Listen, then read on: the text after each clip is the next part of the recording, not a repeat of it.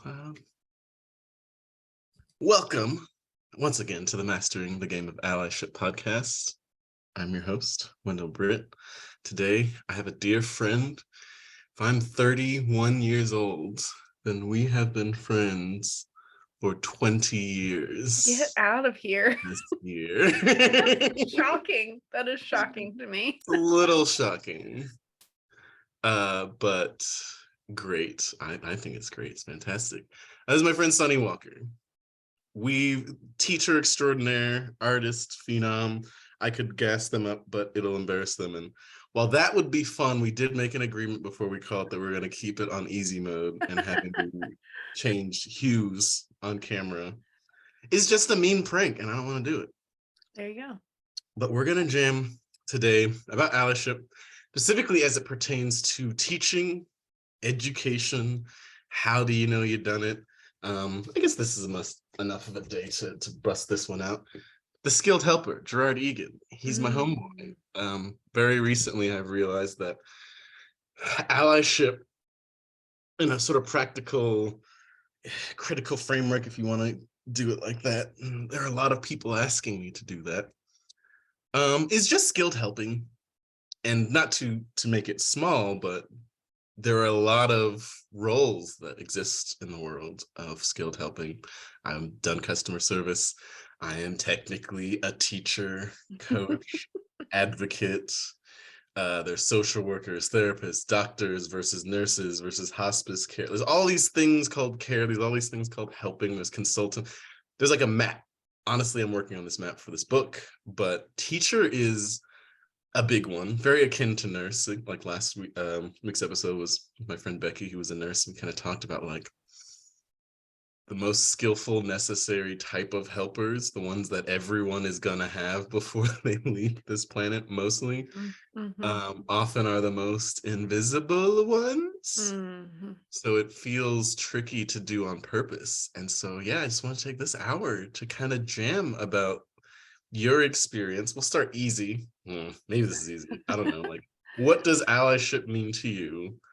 And then how has that emerged in your role as a teacher, which I think you also have done for almost like 10 years more? Yeah, 9. This is my 9th. Yeah. Is your 9th year? Okay. Yep.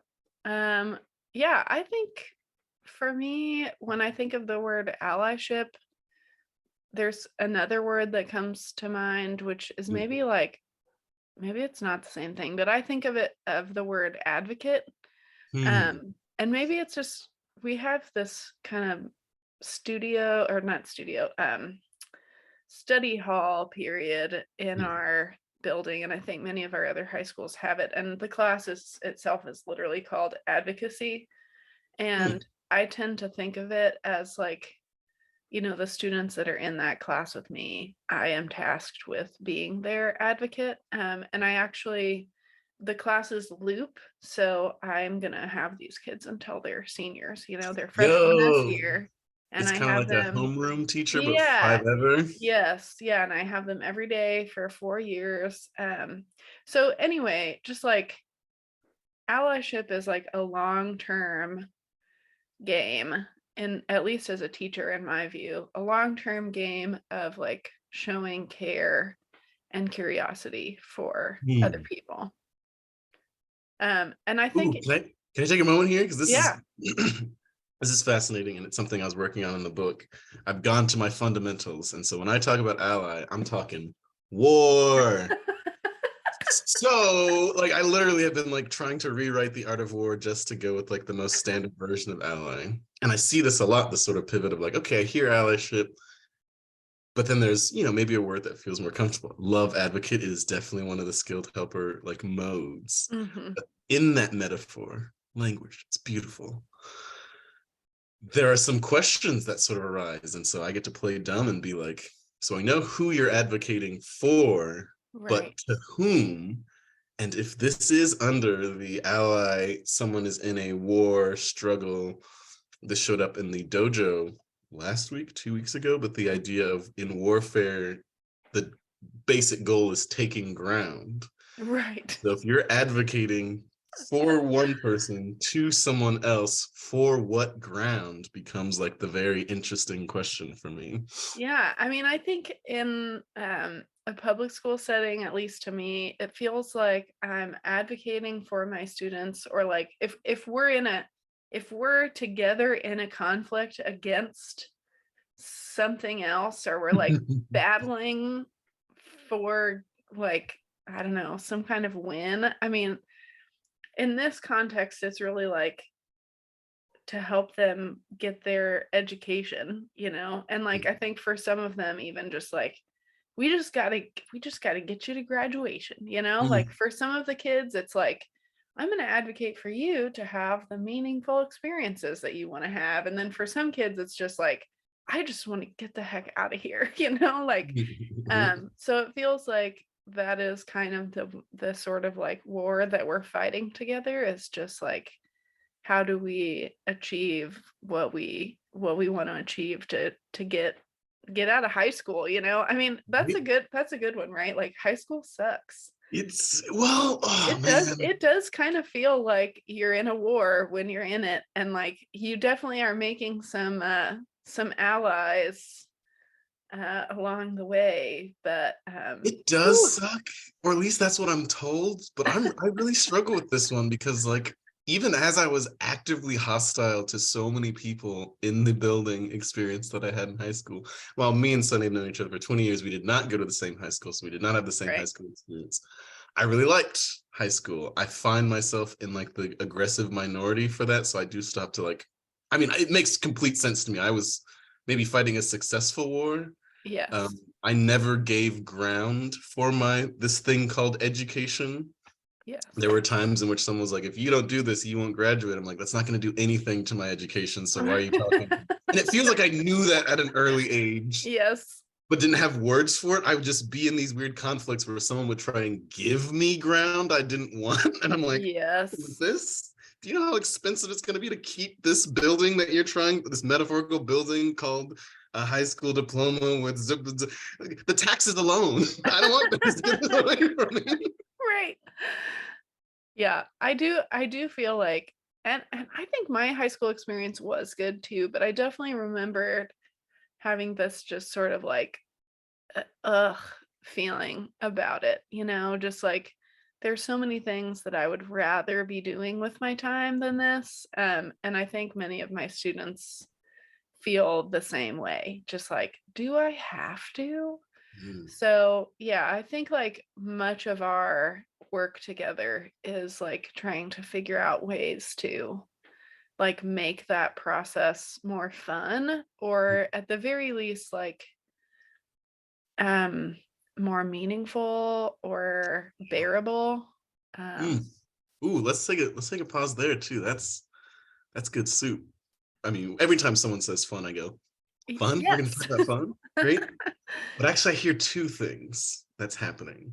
And honestly, when we were talking before we started recording, I was telling Sunny about the experience that I had with this person for whom the only word I can describe is was real. They were Mhm. being real in a context in which a lot of folk weren't.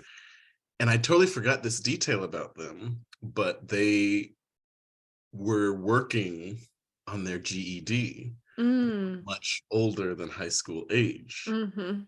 Um, and so I think when I hear this, I hear two things. There is this get education experience and also move through adolescent experience. Mhm. And there's a lot of ways in which that, for lack of better words, sorry, educators of the world, that prison building is at odds with itself, where it's like, okay, are you going to be more of an adult when you leave this place if we have treated you like a dumb kid that has to be administered in this weird way? A lot of Yes. people, the answer is no. For Right. some people, the answer is yes. And what I'm hearing and what you're saying is that there is not only are there multiple wars, it's like everyone's got their own war. We've all got Yes. this collective war. It's called get the hell out of this damn building. But then there's this like side quest that should be more important, maybe not. That's also called get an edifying educational experience. Right. And it sounds like the great battle of advocacy of allyship is just how the hell do you get those things aligned? Right. Yeah. I think that that's been like the biggest question for me as a teacher, especially like the last few years. I think any educator, really any human being doing any job, but especially teachers will tell you that like COVID has really changed the landscape of our profession in a way that is like I think I think important and also incredibly challenging. Can I It's do like something a little crazy? I mentioned that I was going to do this earlier. I didn't think I was going to be doing it for this concept. I'd like to invite COVID into the room. yeah, let's Truly, just the second that here we someone go. ascribes agency to something, I'm immediately like, I need to talk to your concept of it because it's Yeah, probably yeah, he's yeah. got probably got some shit to say. Oh yeah. Oh Hey, yeah. COVID, what's up? What's up? What's your deal, man? How do you interface with education, like as Oh an my agent? gosh. Yeah, like I think that if COVID did anything in education, it just sort of opened the door to this question of like what actually matters about Mm. education. At least for me, it did. And Oh, I mean, I we're think talking to your version of COVID. right, right. Like Maybe for over the me, next few episodes, I yes. might talk to other people's. Yes. But I think for me, it really did because I don't know, like kids were stuck at home, adults were stuck at home, but like kids in particular, stuck at home, doing school online, having access to more, I think more time without adults really being able to like tell them what to do and make sure that they were doing it. Kids just had so much freedom, which I think is a good thing and also has made it really challenging like getting back into the classroom. There's definitely more of just like how are you going to tell me what to do, like clearly I can do Like whatever I want. this, kind of in a worried way or in a super mean way. It does In a sound like like hoping that you do what I say way. sounds like COVID.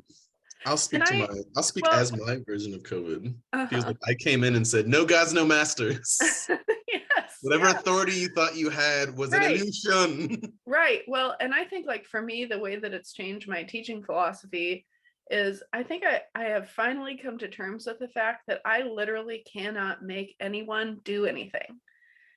Like that's what it's taught me, which has been such an Highlight that shit. important lesson. Like I kind of wish that I had known this all along. Like I literally can't make anyone do anything.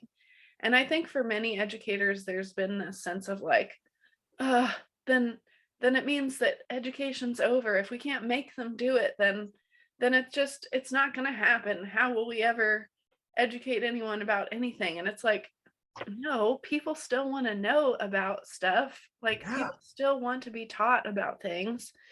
And I'm like, pulling up a book because of who I am as a person. are we actually teaching kids about the things that they want to know about? Maybe that is the question that COVID has made me ask, like, what do kids actually want to know? Are we teaching Well, them those things? it brings up this very interesting tension. I want to take a step back to talk about what is education without school and really bring in the elephant in the room of humans were educating themselves before school. We all get here from actually a couple million years of no Right, school. This is not right. obviously anyone, and especially any of my teachers in the past. If you see this podcast, you're like, yeah, of course he would be asking these questions, the rat bastard. Like he down with school. I'm not positing this as a down with school, but it does bring up an interesting question that my boy Peter Diamandis, actually he's not my boy, he wrote a book that I very much enjoy. He turns out he's kind of a thinkers and heroes tend to be weird kooks and weirdos. So but he did do a study on some kids in Calcutta. They were like, okay, here's what we're gonna do, just as an experiment. And I'm being very liberal with this if you know the actual story. But they went into Calcutta and they bricked a computer into just the side of the wall of one of the slums. Hmm. Computer in English, which these kids did not know, or maybe some of them did or didn't, what have you. And then just left it there and then left a biology textbook on it and then just dipped.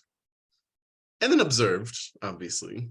And what they ended up seeing is watching the kids teach themselves straight up English to even interface with the computer, but just like they were learning and trying to figure out, okay, what is this thing that's just shown up here? How do we interface with it? What's going on? Oh, Mhm. now we've got this biology textbook thing. What the hell is biology? What the hell is English? What's going on? Da, da, da. After a period of time, they come back in, pull a sample size of the kids, and then test them on, I think it was college level biology. And the kids did way better than made any sort of sense. And it really called into question, like, what are we doing in school if this sort of, for lack of a better word, Twitch plays Pokemon strategy of education kind of showed that, like, you just give a resource to a kid, they'll figure something out to the degree of their curiosity.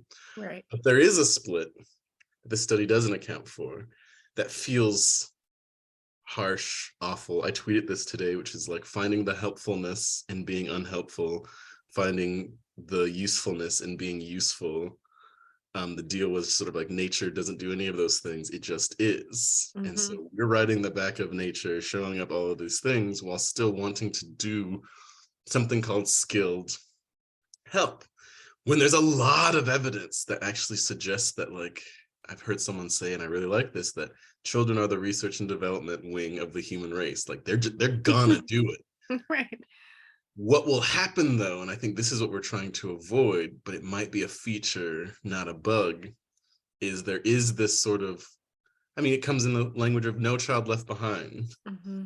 There's this language of like, no child should face a consequence for their natural curiosity and education. If we let them own their own education, what about the kids who opt out? What if they can't fit into society? And a very cynical part of me, like, well, they'll die. Like, I don't know if we should be taking responsibilities for people's survival drives in that way, because if we do, then they won't have it. Like, even Right. your awareness that I ran into seemingly way too late is the idea of like, oh, I can't make anyone do anything.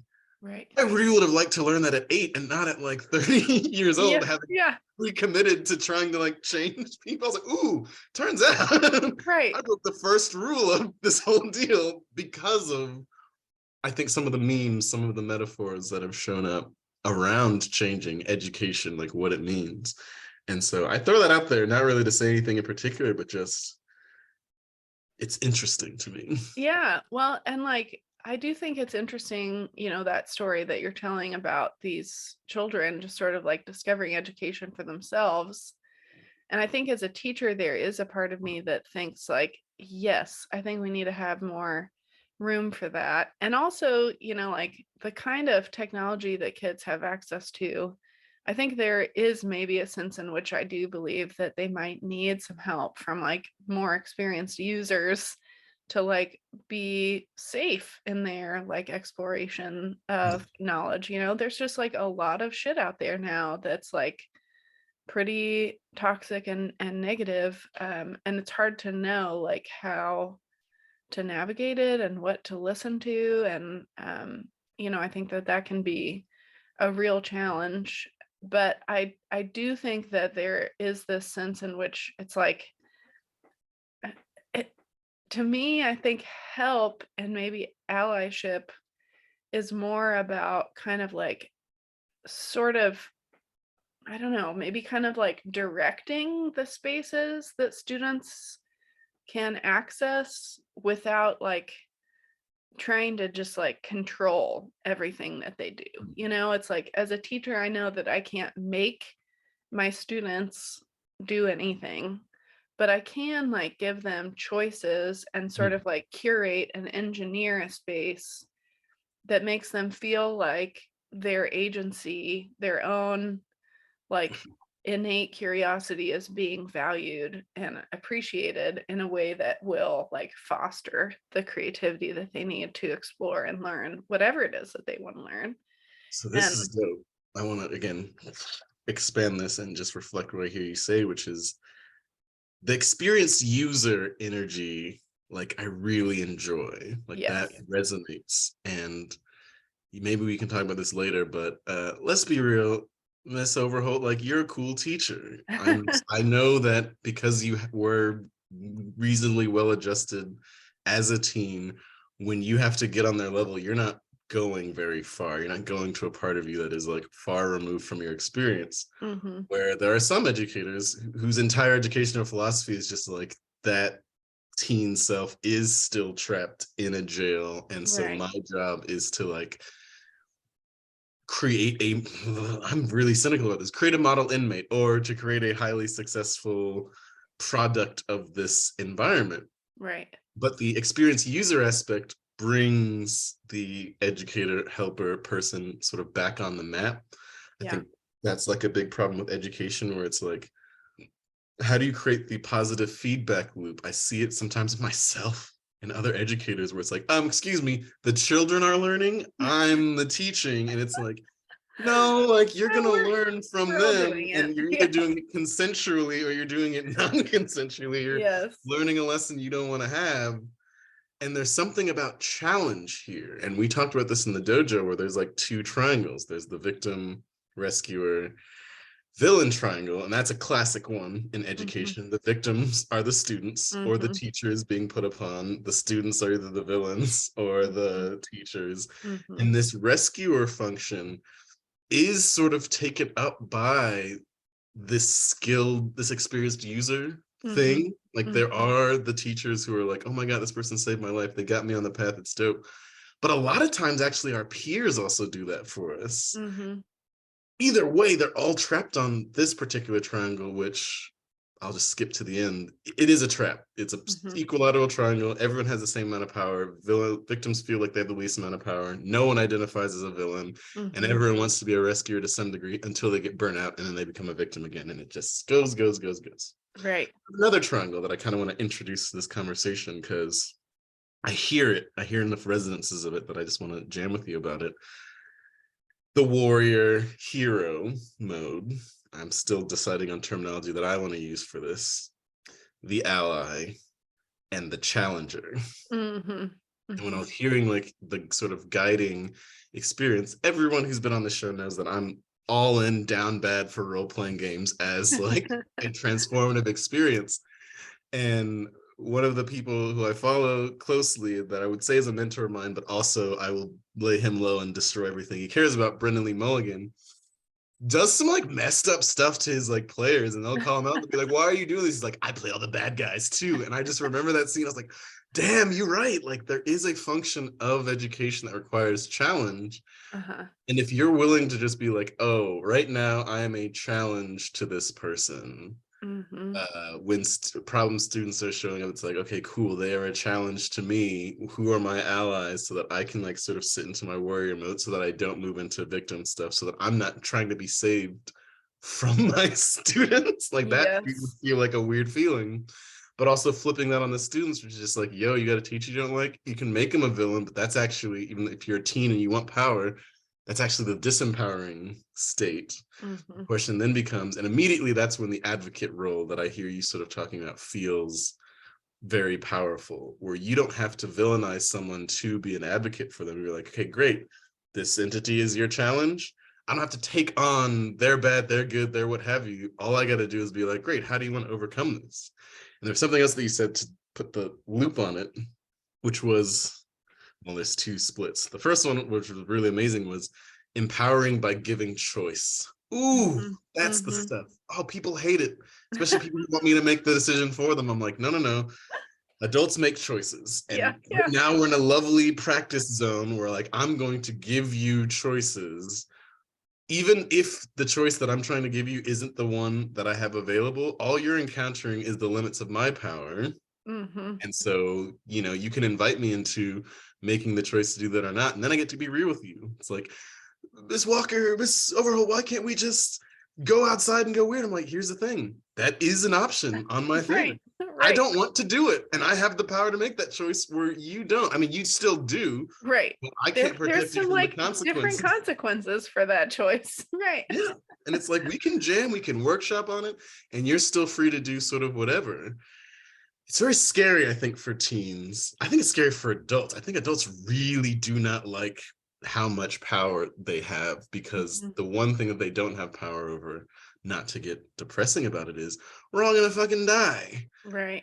So the thing that we have choice on is how do we want to do that? And I do Right. think there still are childish parts of us that are like, if I play culture right, if I find like the right ally, maybe I'll solve the one thing no humans, non-spiritual notwithstanding, have ever done. It's like Right. that's it's there's a sort of hidden but very present like megalomania that kind of comes inside of education where we're trying to figure out what are we doing this for? Like what is the ground we are Yes. trying to take? We're not even educating ourselves to survive, really. Again, Mhm. doing anything to survive is an insane thing to do. You're not gonna.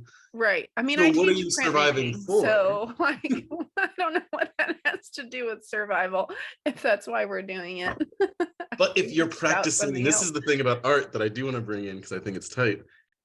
I think art is all about making choices. Oh Like if you want yeah. to break art down to 100%. a thing, I'm like, it's the most adult Yes. thing you can do. Like make Yes. choices, make a bunch, make thousands and thousands of choices to still maybe fuck something up. That's Yes. a good ass lesson. That's a very good survival lesson if framed appropriately. Yeah, that's true. Yeah, for sure.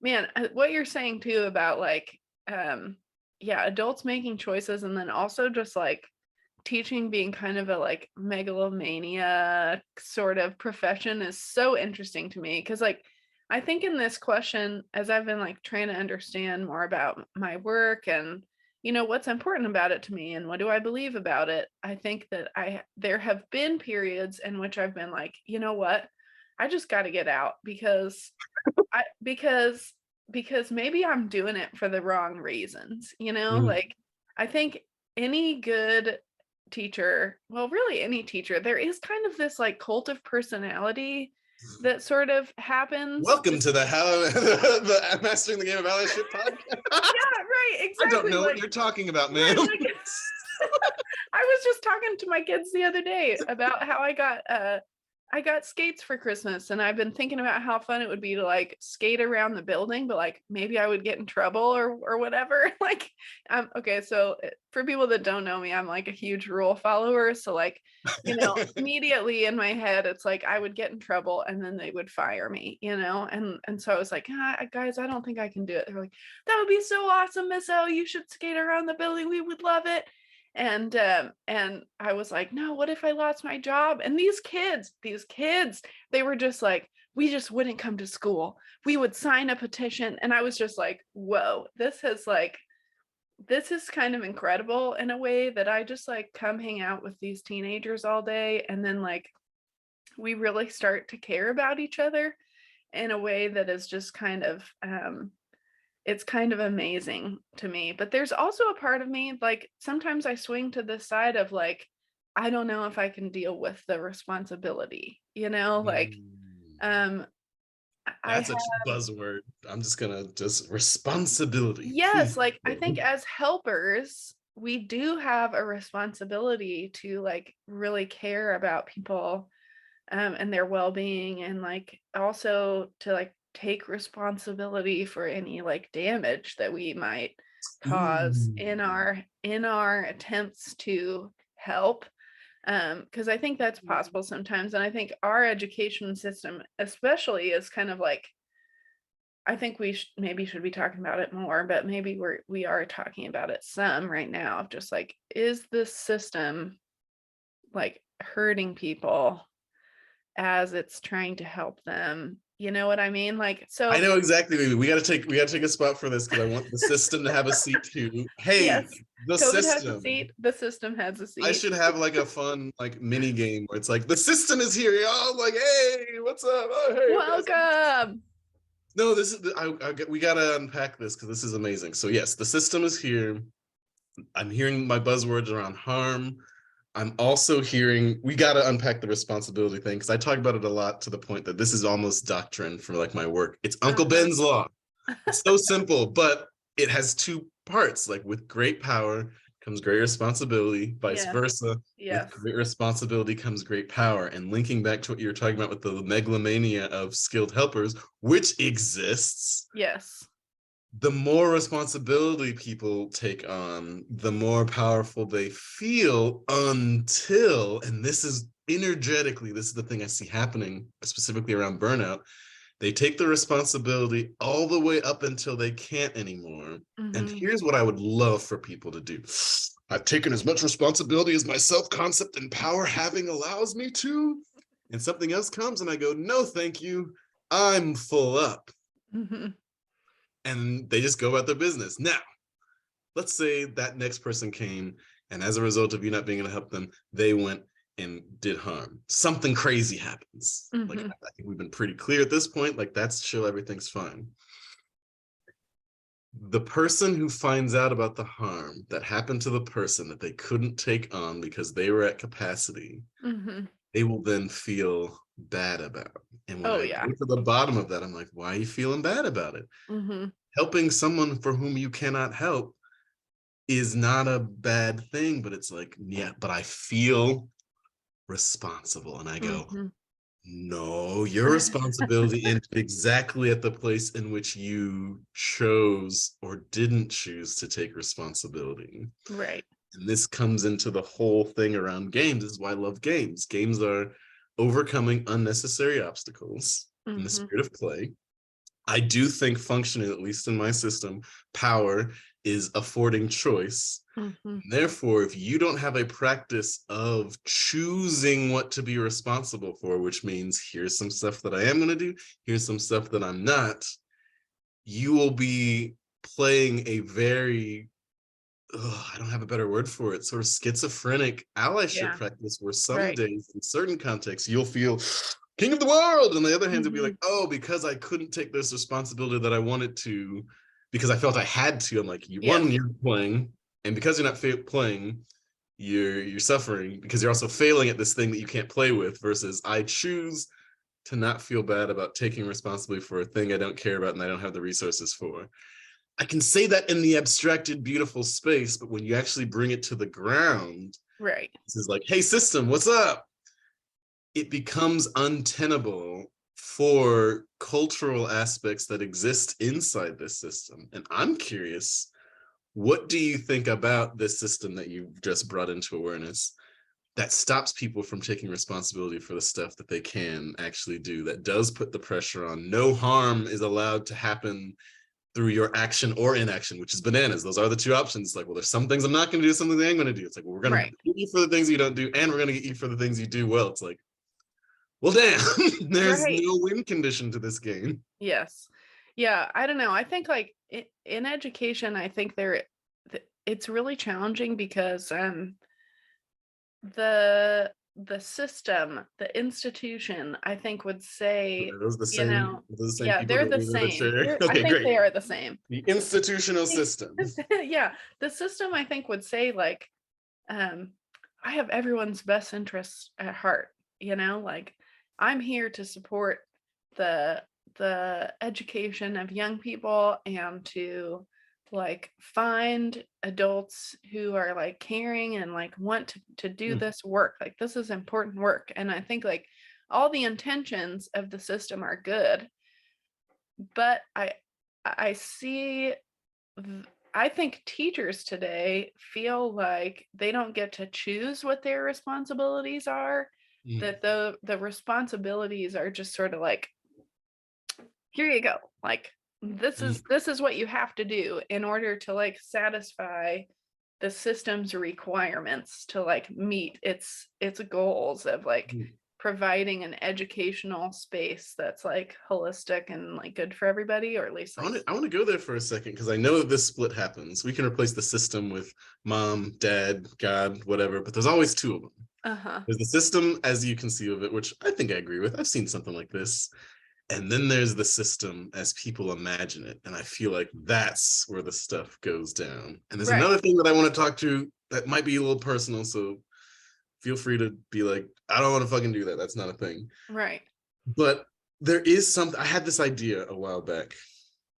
It's an actually idea for a short story, but let's be real. I just want to do some damn world building because I want to solve problems with art. That's a fun thing to do.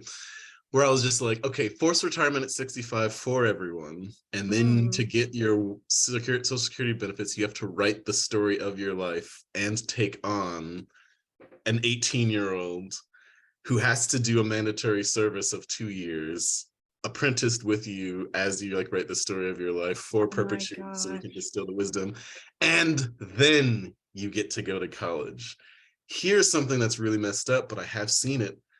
I think this problem starts, the responsibility gets taken on before anyone ends up in a classroom, which feels crazy. They Uh-huh. take that responsibility on the second they decide they want to be a teacher. Yeah, I think that's And true. I don't know if the system's even talking to them at that point yet. Right. Or maybe it's just like maybe it's just a culmination of watching friggin' like freedom writers and like stand and deliver and like all these cultural things of, teachers who are like just going above and beyond, and then someone's making a movie. So it seems like if you give and give and give, like it will make a difference, Everything will work like out if it happens to be an impoverished Mississippi in 19th.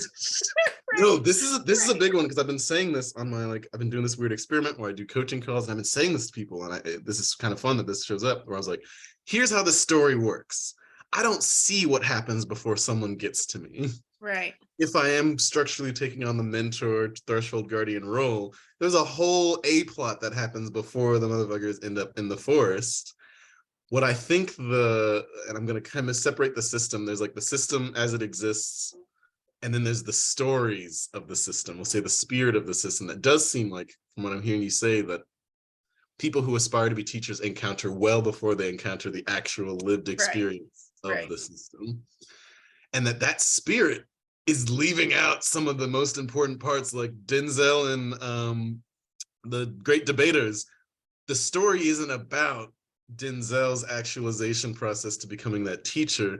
It's the story about the students. And right. so everyone gets attracted to the impact. And I'm like, yo, there might be another movie that just got left on the Right. cutting floor Yeah, about the shit this dude ate and chose to eat all the time to get to this skillful place. So we don't see stories about teachers who had this shit. Like, oh, actually, I'll pitch this story right now. Once upon a time, there was a teacher who just decided they wanted to control children. They got really, really, really, really, really good at it.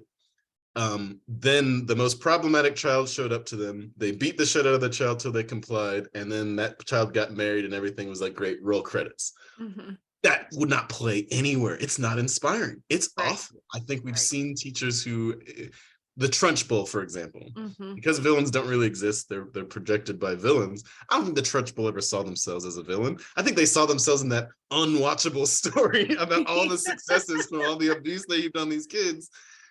It's not a story because it's not sympathetic, because there is a way, even in the Trenchbull story, like they weren't choosing the option. Like maybe an interesting version of that story is, oh, and here was their first opportunity to maybe like go into a more heart-centered path. Oh, here's their third opportunity. It shifts into a tragedy if you even make that story, but suddenly it's watchable where it's like, oh, they did get the opportunities to shift. The sort of Cruella de Vil's, the Maleficent stories that are kind of showing up right now are kind of hitting on these interesting trauma points that would make someone do that. And that sort Right, of almost makes it a story. right, We never hear the story of the mentors, and it sucks because I'm in one, you're in one. I've been thinking about this for years. Like, what's the Yoda origin story? You don't right, just right, wake up one day this wise, but like knowing how people transform, like what weird shit did Yoda eat right, right. to get to this place? And why are we Yes. talking about that experience Yeah, to the people who are moving into this, knowing that that's all they're gonna get? Like, not right, all. I mean, there's you get the great reward, but all those transformative ways in which like you're able to like render aid and help, I know it makes me feel crazy. We talked about this before I got on the job. I'm like, I did a lot of work to get really skilled at stuff, and it makes me look more and more insane every right, day, right. because until people experience the stuff that I know is going to happen to them, I might as well be speaking nonsense. And so Hmm. in my role as a challenger, suddenly I can take responsibility for the flavor of how Yeah, the challenge shows up. I do think one of the more compelling, maybe sort of masculine dad mentor energy that sort of comes up is, you would much rather learn this lesson from me right now in this safe spot yes. than out there. Yeah. Well, and I think like that's an interesting idea because I think that most of my students would say that they like appreciate my role in their life as their teacher. And I also like I know that there are students that I have thought to myself like, man, I would really love to like help this student be more engaged, like more consistently, and I'm like doing all my little roadmaps, like trying to put choices in their way that they can maybe like just like level up that skill a little bit more. And then they Mhm. don't, Yep. like they just they are making choices where it's like, nope, they really would just rather lay on the ground in the back of the room and not participate with us. And like, and I think that Well, there's the next level of it that I hear you say is not only would they rather lay in the back of the class, but they're also, and they don't know they're making this choice right now, gonna be doing lay in the back of the class yeah, version right. in the streets. Right, right. And like that's my fear as a teacher for sure. I think like, if we're thinking like, well, what the heck did Yoda do, to get to where he is? I think like part of my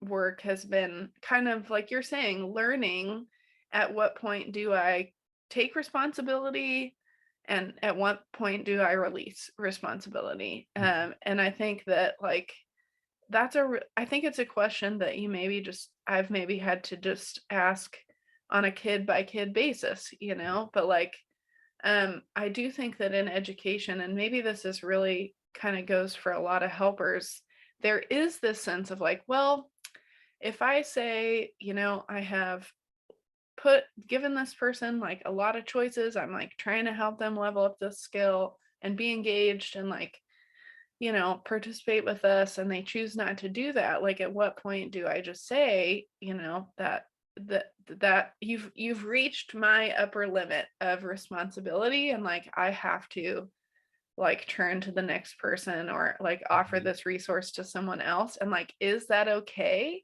And I think as helpers and like especially as teachers, I don't know what part it is, but I don't know that it's the system necessarily, but there is a narrative of just like you're not allowed to like turn to the next person, you Mm. know? And I think it's a challenge when like that kid may just like be in your class the whole rest of the year and they might lay on the ground the whole rest of the year. And like in my style of classroom management, there's definitely a like, okay, let's at least just like sit in a chair if we're not going to do anything. Cause like an admin is going to roll through here and like, I can't have you laying on the ground, Yes. Well, there's self-allyship. There is like, I simultaneously am not willing to take responsibility for educational journey because I've given you as many choices as possible. And at a certain point, I'm playing myself. But the flip side is I'm not going to allow you to give me the choice to find out who I'm going to be on the other side of an admin showing up. And that's the Right. shadow side Yeah. where I go, Right. that's Right. also a choice. If the kids are also challengers, they are also giving you a choice for how Yep. do you want to like interface with these things. And I feel like that shadow, when it comes out, it does it in victim mode. It doesn't say that was an empowered choice. It says this kid's Right. putting me in this crazy situation. It's like, you still got the choice, and Man. choosing not to choose is a choice as well. Like that Yes. okay mode, the choice point that I'd afford you, sorry, in years of friendship, I do this all the time, which is you get to choose if it's Oh, okay. If yeah. someone comes in and says, you're the worst person I've seen in my life, you still get to choose. Right. And bringing back to something you said earlier, it's like, I was with you until there was a spot where you said, I want to make the kids feel. And I'm like, in the same way you can't make them do, Right. That's really can't make true. them feel. And Yes. so the feedback loop, even on those feelings, is nuts. They don't even know what their feelings are until they're 25. And even then, development has been arrested. Again, I'm in a slightly cynical mode, but I've seen people today where I'm like, you are 40, and I'm definitely talking to a 13-year-old right now Yes. Yes. because it's getting them sort of what they need. And then my choice is like, am I in education mode? I'm like, no. Am I in Nudge Master mode? I could be, but if I do, a bunch of crazy stuff is going to happen that this person is not going to know how to deal with. Right. And even then, like when I had to sort of celebrate myself, I talked to you earlier where I was like, man, I really needed like a stadium seeing how wise this choice that I made on purpose was. And it's Hmm. just me. Yeah. And the question becomes, this is a twisted question. This is crazy, but I'm also going to unpack the frame crazy. Creativity is just microdosing insanity. That next option is always going to seem nuts to the system and the spirit of the system. Good job. Which is, not only can I tolerate someone making what I know is the less good choice, Right. can I enjoy it? it Right. feels like that's the next level, Yeah. because if you tolerate it, that's still an energy drain. Yeah. You can celebrate it, and this is just dealing with teens right now, because just structurally oppositional defiance, like that's their deal. Even the nicest teachers, like, sorry, you're tall, so I'm gonna just like fuck with you. The way to speed it up is this horrible kind of messed up, this what is it? Something psychology inverse. What is it called? Reverse psychology. Yes. Yes. Where you go, and this is sort of the unconditional love choice that you get to do. Ugh. I don't recommend, but I have seen it structurally work, where it's like, there is nothing you can do that is going to take away my affect for you while weird consequences may still emerge. The consequences emerging have nothing to do with my affect for you. Oh yeah. That may be the lesson that they end up learning, because when someone else kicks their ass for some stuff, they'll be like, well, that's an option. That lady was weird, and I even disrespected her for being so soft or what have you. But now, having seen the options, that's the moment where they can see what choice that you made. Because the messed up thing about being in a helping profession, where you do have sort of structural power over someone, is that there's choices that you can make that will be invisible until someone has to make the same choice. Yeah, right. Yeah, for sure. And so much of the just like the classroom and management of the space is not it, like you don't even think about it. It's just like good design, like when you see a good billboard, you don't even notice it because Mm, it just is there, and like yeah, I like to hope that my classroom management feels that way, that it's just like seamless. Nobody even notices that it's happening. It's but just here's the happening. paradox. Oh, this is the paradox. This is the paradox of mastery. This is a great, beautiful, fantastic place to take this conversation. To be an effective ally at the highest levels of it, be it teacher, advocate, blah, blah, blah, blah, blah, is to be invisible. Mhm. Mhm. You have actually designed the environment that way. That's dope. Here's the thing, and I'm going to bring your artist into here. Hey, Sonny, how as an artist do you feel about being invisible? No. I hate to twist this knife, but I feel it too. As a dungeon master, it is my art. But like, being an art teacher has to be a crazy mix of those I things. really, really want someone to hang up my work on the fridge, please. Yes, but how does one hang the work of space holding? I can't put a 5-dimensional space on a fridge. I'd have to put it on an 8th-dimensional fridge. And by the time you've done that, yeah, you got to have 5-dimensional eyes to see the 8th-dimensional fridge to put the thing Right, on. At a right, certain right. point, you do give it up. Like, there is a shift point. Like, my work is to guide people to this place and be like, do not pass through here. Put the foundation down. You live here now. This Yeah. space of, you're going to do everything in your body that feels right. And only on the mode of someone walking into that awareness can they validate you. Therefore, where does the validation come from that keeps you pushing and going higher? Right. When I look at the system, I see someone being like, you are the only validation structure that most people have. They can't give it up, because to give you up is to give up even just the little bit of validation that you sort of can get. Like, every day that you're like, they didn't fire me, is like a form of validation. Every time you Right. check clear, it's dope. Every raise you get, every time an admin doesn't get mad at you, every time a principal goes, hey, good job.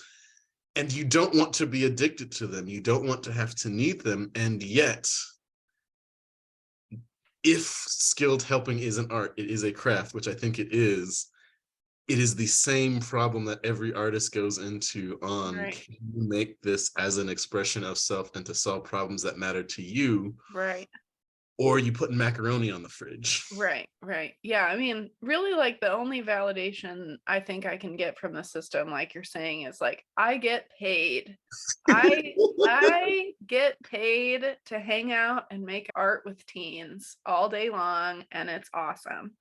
And like maybe I can get some kind of like professional recognition from like a professional organization, or like get a good Apple award or something like that, but like I think that my inner artist really wants to hear from people that what I'm doing makes a difference. And I think that I most of the time have to be giving that to myself, like I think it has to come from inside the house. And sometimes I'm very lucky and Mm. it comes from like the kids themselves, and being like, oh yeah, I'm not coming to school if they fire you, miss. Or like the other day I had this kid that was like, miss, I just really appreciate that like you never get mad and yell at us about things, like I have a lot of teachers that just like are kind of mean to me, and you're never mean to me. Even like if we do something dumb, like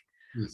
you're just like seem like a good person. Like that's the kind of stuff that it's like, okay, people are seeing the artistry, even if it's like a little piece of it, even if they can't see like the whole Mhm. thing from my perspective, they're like, at least I feel like my goals are being met in people knowing that I really do like genuinely care about them and care about the work that I'm doing. So yeah, I think like I don't know. It's interesting to me that so many of these helping professions, so much of the education about how to do the job well is about just like the logistics of it, just like how to set up a classroom or like how to set boundaries with students. And I think that there really should be more information about like how do you talk to yourself about the job that you're doing, and how do you reward yourself when you do something well, and how do you like engage and problem solve when like things aren't going well, because like if Are I'm you gonna setting me up right now? Because I'm just like, you can pay me a bunch of money to learn the exactly these fucking I don't know skills. exactly how to teach it. I just know that in the last few years, since I've been putting more time into like understanding more about myself and my own inner world, and like how do I talk to that teenage part of me, like I've been a better teacher, like if I can have compassion for the like 17-year-old Sunny that's living in my brain, who is like the ultimate skeptic, and like you better not freaking tell me what to do, like the more compassion that I have for my students. And I don't think that very many teacher programs are asking people to do that kind of work. And there's times when I think to myself, man, I want to lead a freaking in service about this stuff. And then I'm like, I think that I would just get laughed at. And maybe I wouldn't. I don't know. Like maybe Here's more the people are maybe you more ready would. for it. But You know how I feel about the Dreamer Sunnies. I'm just like, they're one of my favorite people in the world, and they are imprisoned all the time. And I'll be real, I'm too lazy to save them. I'm just like, hi, friend. You still down there? Go with all your great ideas. How could you enjoy being laughed at?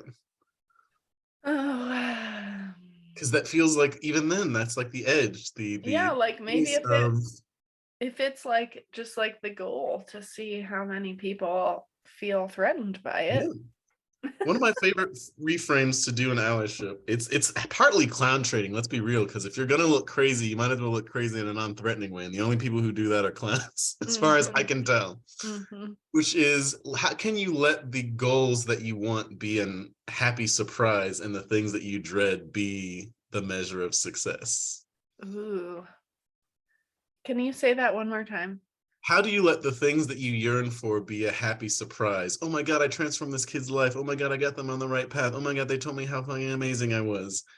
Be a happy surprise, and Yes. everything that you dread be the reward. Like, oh, man, Uh-huh. I had a conversation with a kid today.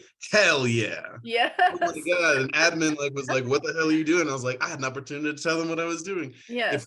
we flip the script, instead of avoiding the very things that lead us to mastery, but learning to structurally create opportunities to experience them, Yes. Uh-huh. that feels like the education experience that I wanted. Like, I shouldn't have been a challenger as a child. That's a weird thing to do to a bunch of adults, but I did find like the maturity edge of every single adult that I found. And when I found the ones that like could ball, like they live in a Valhalla in my brain of, let me do all of this stuff and still like taught me and did all this thing. Like, I'm taking your lessons, they live inside of me. The ground that they got from an inspiration standpoint, whatever win they did, was real estate in my brain. Yeah. And the ground that the teachers that I didn't like also have real estate in my brain. It's called the the shit list. It's just like, I'm not gonna like sort of be that. What I do know is that the more opportunities that I can put myself in the positions of the people whom I didn't like, be in their zone, and either see why they had to make the choice they did or make a different one, I'm always going to be vulnerable to that thing that I'm Yeah. trying to avoid Right. with my practice. Yeah. And Well, I, and I definitely feel that like in my teaching, like what you were saying about having the man, I wish I could remember exactly how you said it. Just like the joyful parts be a surprise and the like mm, challenging parts be the things that you're just like, yes, I do feel that way about my teaching in general. And I think I want to feel that way more about like the interactions that I have with other adults when it comes to mm. teaching, like, Well, that's the real scary one. Those yeah, are the high priests of the system. Like yeah, right, let's be real, right. the system is a made up idea, but its priests are not made up. They Yeah, are real as people experiencing real things who yeah, made shame and scorn and all stuff to you. That whatever energy one might be spending, and I'm gonna throw myself on the fire here, like whatever energy that I'm spending to try and not get canceled, to not get like beat up by educators, by skilled helpers, by therapists for doing all the crazy shit that I do, is energy that's not me being in practice with the people who I'm actually trying to help. right, right. Yeah, yeah, that's definitely true. And I think it is helpful to be like, man, I'm already really good at this in like this area or with like this kind of clientele. What does it actually take to just like shift those skills over to like a different group? Because I don't think that the skills are actually like it's not like it's actually that much harder. Yeah. Well, it Um, might be that much harder, but they're not different skills. right, That's right. one of the major things that I've been trying to do with this work is there is a core set of meta skills that all skilled helpers do, Yes. and that the difference is the helper doing it and the people that they're doing the help on. The skills are the same, but now it's like, okay, can I do this in a bus? Can I do it with a fox? Can I do it here? Can I do it there? Can I do it in the Yes. rain? Can I do it on a train? Mastery is transferable, but results aren't always. So if you Right. take this context to, say, the kids at the Salvation Army, who are literally halfway in jail, like what might have been successful for the kids who get to like go home every day is going to be different. It's the same skill set though. Suddenly you Right. see, Right. here's the conditioning I have.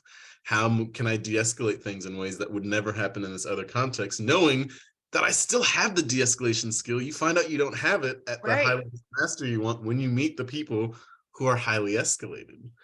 And so then how do you seek those out? Not even to solve for the highly de-escalated person, but to make it easier to not have to worry about the de-escalation for the students that you do have. Like this happens to me all the time. It's so weird. When I worked at Airbnb, I worked on tax and legal. I tell the story all the time. But my boss said, we are no artists. And I was like, what do you mean by that? And it's like, well, unlike the rest of customer experience, we can give no coupons. We can admit no fault. We cannot do anything to help anybody. There is no Uh-huh. such thing as a tax emergency. There's no such thing as a legal emergency. Anyone who has experienced a tax or legal emergency knows this is not true. They're like, I know what it means, yes, but not emergency in the sense that anything is going to resolve itself over the time of a phone call that a CX agent is going to have. It's not going to happen. You Right. cannot help. And yet you have to go out there and still have, we called it net promoter score goals. Uh-huh. Just to put some numbers on this, the classic CX customer experience goal as for Airbnb, which was just like very high. Apple did it too. Net promoter scores. I'm not gonna get. No one's gonna read this. And if they, I'm ready to deal with the challenge. I'm like, oh my god, it's so great to talk to the Apple legal team. Was like 70-80, like that's like classic, and that means the average of the people who promote you, let's say that you're the dopest person in the world, 80% of the people that you deal with are those people, and Hmm. then the detractors balance against that. You Right. don't get any points for neutral people. So net Mm. promoter score of 70 is actually very difficult to do because someone could just be like, brings your score down. Someone Right. goes, absolutely not, hella brings their score down. You actually have to almost be doing perfection all the time. The tax and legal goal for net promoter score was 0. It's like if people like you and then hate you and about equal measure or mostly, that's chill because you Right. can't do anything. We're not going to expect you to do that. And not to toot my horn, but I'm tooting my horn because I'm amazing. Having grokked this no artistry and really sort of like internalize the hopelessness. I think some of my team members didn't and still kind of tried. And I'd watch them get in the weirdest conversations because they'd be right, but they were trying to like invite someone else into their rightness. And as someone who I just decided, I'm like, I am wrong. Mhm, How do I create, what ground can I gain knowing that I can do nothing? And mhm, it's like, well, there is probably an emotional crisis, emotional emergency that I can do something about. There's mhm, probably a trust broken between Airbnb that I can maybe do something about. That and mhm. making those choices, I only ended up with like a 40, but 40 was wild. 40 was Right. wild. Like there were some people in CX doing 40 NPS and I was doing it tax and legal. That was cool and that was validating because I had the greebles. I had the look, I'm good at my job. The ways in which it actually benefited were years later, where people Right. will look me in the face, middle of a crisis, freaking out, actively trying to hurt my feelings, and I'll just look at them and smile and be like, "What's up?" And sometimes we'll get to that point in the conversation. They're like, "Why? Why are you this way? Why do you persist? Why? What's going on? How can you do that?" I'm like, "Your emergencies mean nothing to me. I've Yeah. seen." Right. The fire. I've been there. I have a whole new scale that is dependent on like, have I defrauded you to the tune of millions of dollars? Are you threatening to sue me personally? Are you like, Yes. no? Okay, great. I have infinite patience Yeah. for you. And paradoxically, this annoys me. I've not learned to eat this truth of reality. It tastes very bad. That's one of the most threatening things you can do to someone. Yeah. If Right. you have that compassion, is to actually be like, that you don't have the capacity to unseat me from my sense of well-being. I've done too much crazy shit. Yeah. And while it is a benefit, when people really grok that, especially people showing up in their inner child or teen selves, they make it their lives mission to find out where your edge is. And that is where I really struggle, where I'm like, I'm just trying to help you and also be the person that I have been. It is just true. Nothing you're going to do is going to change my nervous system. It has been Yes. attuned to bigger, crazier Yes. problems. And yet I still have to hold this space. I still choose to hold this space. Even I Mhm. get caught in the language. And as we seek mastery, yeah, we don't, the things that we do for our push-ups aren't necessarily going to place where our mastery is. It's just the edge that allows us to like transfer those benefits to people for whom Right. it's easy. It gets faster for me to kill a level 5 Rattata, the higher level of people that I can destroy. They were going to die no matter what. When I was level 6, absolutely, I was going to win every single time. But Right. now I get to like flick. I get the energy gains allow me to be more helpful. Here's the downside though, you can't get appreciated for that kind of help. In Right. fact, actually, the exact opposite will typically happen, where it's like, Yes. you don't feel engaged with this problem. I'm like, because it's not a problem for me. I would not want to solve problems for which I need to be fully engaged. One of the lessons of the art of war is only fight with overwhelming strength. If you don't, then you're going to have a very interesting and very painful conflict in Right. front of you. That's not Mhm. actually good warfare. It's not a skilled way to sort of take ground. And yet that meaning, there's something you said earlier about like giving people meaningful choices. If I can't make it fun, can I make it meaningful? And I do Mhm. think that's a reasonable thing to do. If you can't get to Mhm. fun, get to meaning. But the thing I also want to caution people is that a lot of time meaning is that type of struggle. And it's good to Right. find that place for people and definitely leave them at their edge, but meaning is usually people's edge. Yeah. Right. They're not quite going to be an effectiveness there, but they will be in peak learning. And so Mhm. that's an interesting paradox that I wish I'd known, where I'm just like, yeah, let me get you meaning. Don't you love this meaning? It's just like, this has become very existential all of a sudden. My entire Yeah. self Right. concept is based on this thing. I'm like, yeah, so you can take that away and do it easy, but you'll lose the meaning. Like, there is like, if it's easy, it won't feel meaningful. If it's meaningful, it won't feel easy. And so negotiating that and constantly giving people those options feels like one of the meta skills. Thank you for giving me the opportunity to run off on that, Oh because yeah. it kind of comes back to our easy, medium, hard game, where it's just like, I Right. gotta throw the look. Yeah. Otherwise, I can't know when it's being meaningful to go hard, and I Yes. can't know when it's boring to go easy. Right. Yeah. I like what you're saying too about just like not being kind of threatened by other people's reactions. Like I think in any kind of like helper situation and like especially in teaching that feels accurate to me, like I think it's an interesting balance of like how to communicate care without like losing your shit. You know what I mean? Just like I want people to know that I care about them, and I also, like, can't really be bothered by them, you know? Like, I think that's kind of like Well, that's the, if there is a systemic narrative, universal signal of care, it is struggle. If someone uh-huh, is struggling, if someone's putting in effort, if someone's doing the thing, they care. If they're yeah, worried, they care.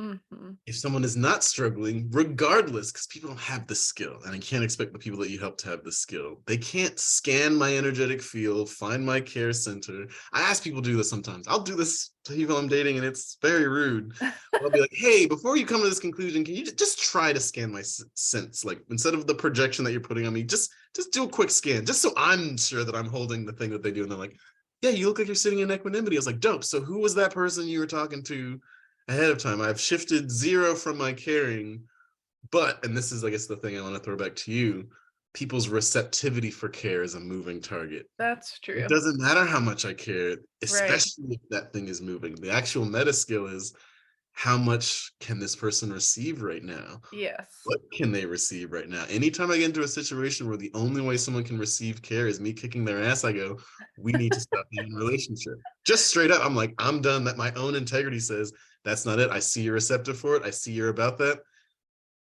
And No I one to might do even have it. to say it sometimes, and I'm electing not to. And whatever conclusions you come to, that's between you and your systemic guy. Yes, yes, 100%. Yeah, that's really true. I mean, like, some some of my students really, like, have limited capacity to, like, accept help or care for them, and I think that's really reasonable, you know, like, whatever I don't know. I don't think it's fair for me to just be like, "Well, I'm caring about you, so, like, you better know it and Let's say feel the it." opposite is true. It is fair for you to do that. I think it's absolutely fair. Helping isn't about fairness. Yeah. Warfare is not about fairness. I think it's only Westerners that came up with this idea of all is fair in love and war. Uh-huh. Like, that's crazy. Why would we do war based on a sense of justice? Like, there is something. Ugh, I mean, so recently, a lot of police violence. It be Right. happening. Thankfully, if there's ever a positive situation of me having done this work, despite all my ups and downs and tribulations, no one bothers me with Black people getting shot anymore because they know Yeah. what I'm going to say to them. Mhm. It Yep. used to be Black people got shot, people be like, are you okay? Are you okay? What am I gonna do? Now, sometimes I get annoyed by this because I'm just like, well, hold on. Bad stuff's still happening. Why aren't people coming to me? They know I'm going to send them on a fucking quest to actually do something useful versus happening. But as a result, I don't have to deal with it anymore. But it is happening right now. There's people who are like, oh my God, what's going on? This is super unequal. This is bad. This is terrible. This is sort of what's going on. And this is also happening at the time that I'm reading literally The Art of War from an Eastern perspective, of which I love the West. We're great. We're beautiful. I can hold my, it's not really patriotism, but whatever ideologyism. I Mhm. love being a Westerner. It's fun. Again, we're service-based people, but we got to be asked the right way. We're very Right. bad at the second piece. Everyone's asking each other to help, using shame and manipulation tactics, and then being mad at other people for doing the same thing. I'm like, that's wild. But again, that's between you and your God. But what's happening right now is this battle of fairness. They can see so clearly. Someone posted an Instagram thing today. It's like, have you ever seen white person getting murdered, passed around in the way that it is? I'm just like, you're not even saying anything incorrect, but what are you actually inviting people into Right. this discourse versus where is your mastery edge? How do you show up? Like, I haven't yet met the person who has done social media mastery to the degree of which I go, I'm compelled, let's go. I Mhm. want to be them, but I've definitely not seen them. Yes.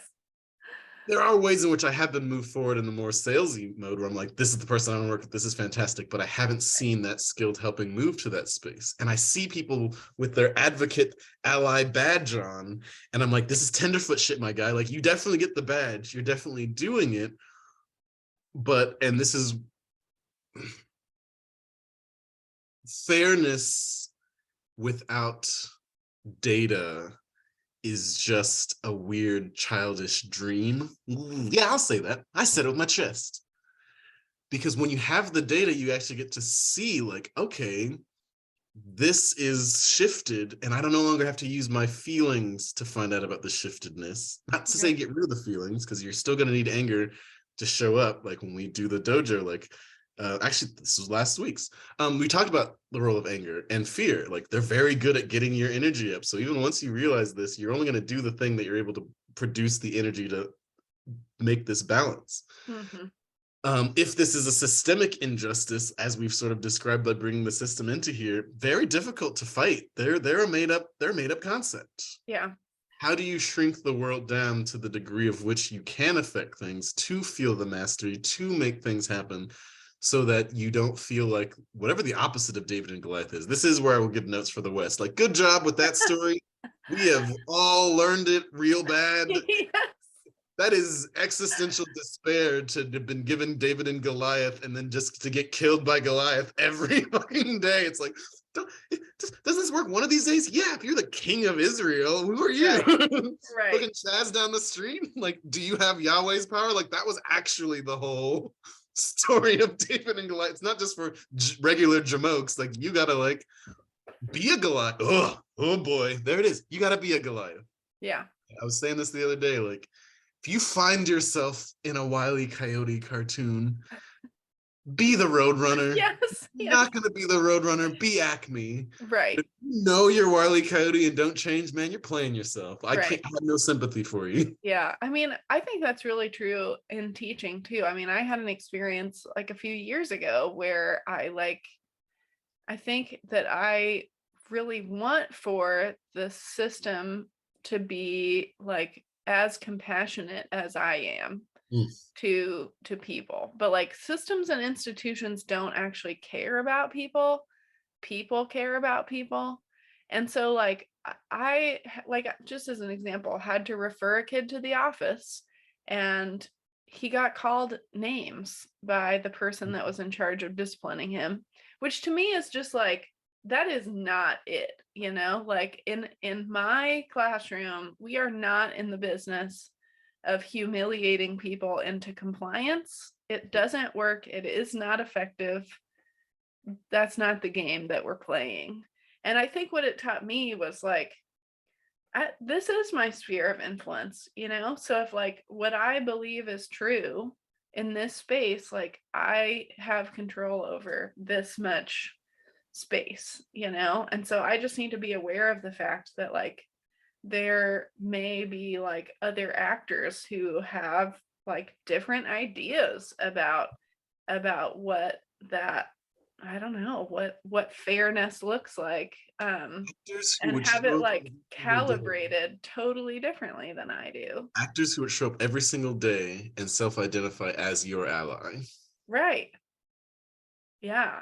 So anyway, I definitely think that yeah, being the Goliath or or the Roadrunner, kind of like manipulating your space and not just believing that you're like in this quest that can never really be achieved, Yes, is definitely tilting the mindset. windmills. I'll shift it because people don't like the manipulation language. I do think you're right. I would leave it as is, but everyone's gonna get, ew, I'd rather be a victim and be passive than to manipulate. And so I'm gonna use the language that I've been using all the time to solve for this. It's to have mastery and sovereignty Right. over your space, over your domain. Now that that is an option, you gotta know where it is, and you gotta be willing to own the fact that it might be much smaller than Right. trying to take responsibility for. Yep. Yeah, definitely. And I do think maybe in the last year or so that's something that I have started to come to terms with, you know, like I might not have the reach that I really want to have, you know, but I do guarantee that even students who like maybe aren't passing my classes, like they're going to leave knowing that I'm an adult that's going to be like careful with them, you know, and not just like gonna call them names or whatever. And At the very least, they'll have a lot of evidence if they would like to pick up that narrative. That's the right, scary thing, that they still might not know. right, Their right. blinders might be such, and it's usually outside of the realm of most people to like affect people's eyeballs. Yep. That's when I'm like, I'd really like to just give Maybe you a whole maybe new can't fucking control view of that. reality, but Turns out this one's yours. Yeah, that's true. That is very true. Okay, let's wrap this up. How do I want to do this? Oh yes, this is my favorite game. 5 years ago, Sunny.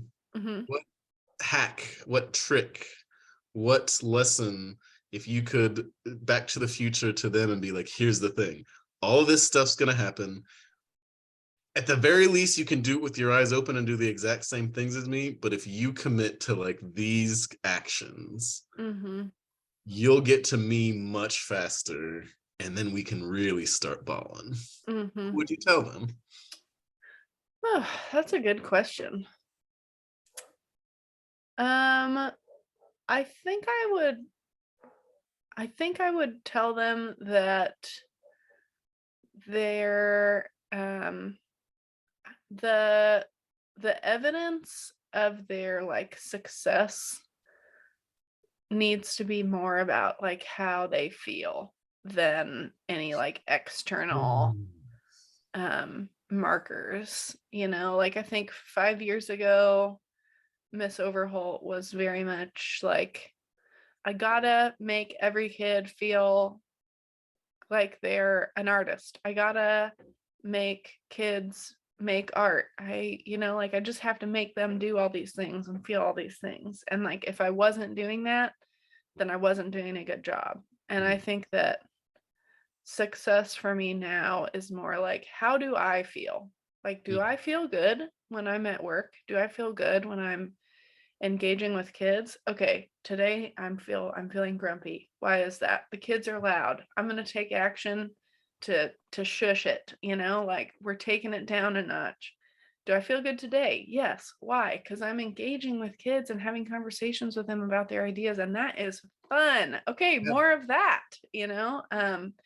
just like starting with how I feel about what's going on around me and then taking action, I think has been such a greater, I don't know, it's been a more rewarding way of approaching the work that I'm doing. You're like a goddamn cheater, because that's exact. I mean, I'm not supposed to want people to say certain things, but you did just sort of sum up like my whole deal. I know we've been friends for 20 years. Leave me alone, everyone. This is a plant, but not a plant. I tried. I don't actually give a shit about you guys.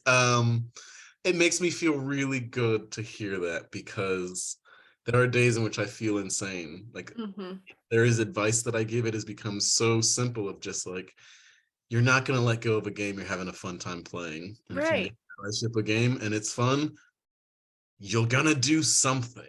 Right. I can't own what that's going to be. I try my hardest not to, but I believe it from tip to taint that that's what Mhm. happens. And to hear it come from the mouth of someone who's in the game, doing the thing, not even saying it to me, but saying it to themselves in the past. Again, I need to validate myself based on that beautiful lesson that you just gave me. And also, I'm like, that's my win condition. Yeah, I did it. I'm great. It's like, you're not great. You're going to go eat shit tomorrow. And you got to use that lesson that Sunny just gave you right now that you're Well, writing a book about. So, yeah, well, and it's not like any life lesson. It's not something that you just get once, like I definitely still have days when I roll out of bed and I feel like the only way that I'm going to be good at my job is if I can just like coerce the children into doing what I want them to do. And like it's hard too because again, like the system seems to tell us that sometimes in the way like teachers are evaluated and stuff, there's like a lot of messaging that's just like, are the kids engaged? And engagement looks like, usually it looks like them doing what fine. you want them to do. And like I think I just yeah, I've just gotten to a point where I'm like, that game's no fun. Right? I don't That's want the to beautiful play thing it. about high school, is that if my teacher were based on my engagement and my productivity, woe be to them. If they could actually track my engagement, I was engaged every minute of every day. Yes. Fucking, I was Yes, in it. right. Whatever was happening, I was taking it in because I was all in. And so that's even itself, just for educators out there, like that's a beautiful reframe of like what engagement is. So that's we're gonna end there. This has been a fantastic episode. I'm gonna do my Woohoo. weird thing, which is to steal from Bob Barker and say spay and neuter your pets. It's the greatest allyship you can do for. I just don't have a sign off phrase, so we're done. Thank you so much, Sunny.